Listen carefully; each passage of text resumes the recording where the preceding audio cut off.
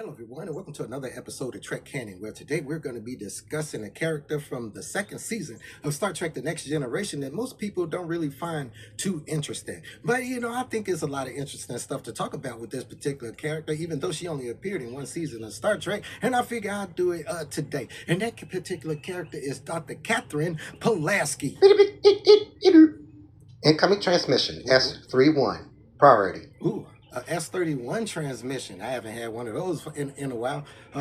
Computer, decode, authorization, canon, 000, destruct, 0. Authorization verified. Canon 000, destruct 0. Initiating S31 transmission. Computer, please run file. Keyword detected. Catherine Pulaski, Doctor, Starfleet Medical. The following information is considered confidential and for level 1 operative clearance only. Note, it is highly possible Dr. Catherine Pulaski is not whom she appears. Field operatives are advised to stay outside 10 meters of subject whenever possible due to possible telepathic influence. This data was taken from Captain James T. Kirk's personal log after the events of what the captain refers to return to tomorrow events. In his log, Kirk speaks of 3 of the last of an advanced civilization that could be related to the progenitors.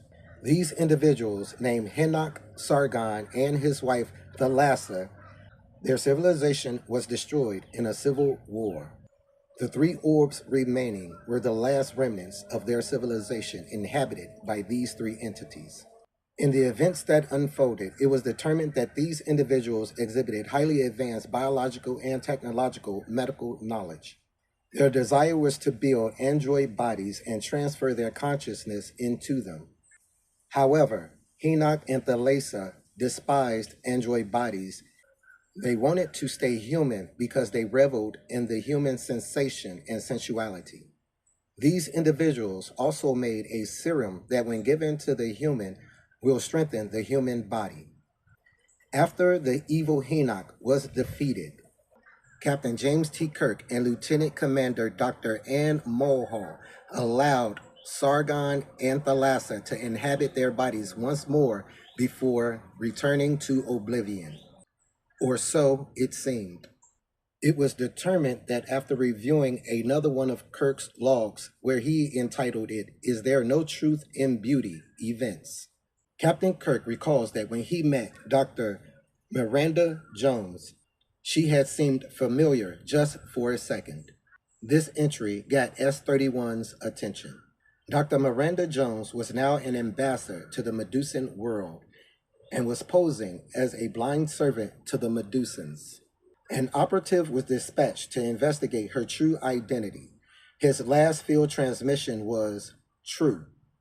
When we found him again, he had no memory of who he was or his mission. His memory had been erased. We continued to follow what we determined to be the entity Thalassa until she took on a new identity as a Starfleet medical officer, Dr. Catherine Pulaski. Keeping our distance, we watched as she used her advanced medical knowledge to enable Starfleet to increase Starfleet and Federation medical knowledge, even going so far as to save the life of a Starfleet flagship captain. The entity Thalassa still exhibits her dislike for android bodies, as demonstrated by her early interactions with the ship's android commander Data. Please be advised that Thalassa is extremely dangerous if provoked, but seems truly invested in peaceful existence. Subject history will remain intact. S31 transmission ends. Well, then never mind. I guess I can't really talk about how uninteresting Dr. Pulaski must be then. Moving on.